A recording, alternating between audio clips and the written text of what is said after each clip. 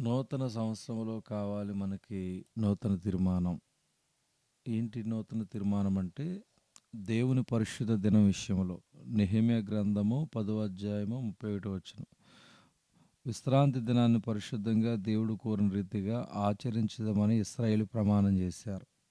ఆ దినాన్ని ఇశ్రాయేలు సబ్బాతు దినం అనేవారు. ఆ దినాన వారు పని చేయకూడదు, వ్యాపారాలు చేయకూడదు, పరిశుద్ధంగా ప్రభు కోరిన రీతిగా చేయక అపరిశుద్ధంగా ఆచరించి దైవశిక్షకు లోనయ్యారు. అది గ్రహించిన ఇశ్రాయేలు దేవుని దినాన్ని పరిశుద్ధ దినంగా గడపడానికి ప్రమాణం చేశారు. ఈనాడు ప్రభువు మనకిచ్చిన ఆరాధన దినం ఆదివారం. అది ప్రభువు మరణమును జయించి తిరిగి లేచిన అతి పరిశుద్ధ దినం. కానీ ఈనాటి క్రైస్తవ లోకానికి ఆ దినం ఒక సెలవు దినంగా, స్నేహితులతో ఆనందించే దినంగా మారిపోయింది.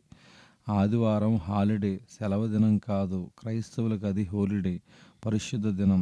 ఆ దినం ప్రభు జయించి మనకు జయించిన దినం కాబట్టి మనం ఆయన ఆరాధించాలి. మన జీవితాల్లో ఒక ప్రత్యేక స్థానం ఉండాలి. 1 కొరింథీ 16:12లో ప్రతి ఆదివారమున అంటున్నాడు భక్తుడైన పౌలు. మరి నీ సంగతి ఏమిటి? ఆదివారం స్నేహితులతో కాక సంఘముతో కలిసి ప్రభువును ఆరాధించటం అలవరుచుకో.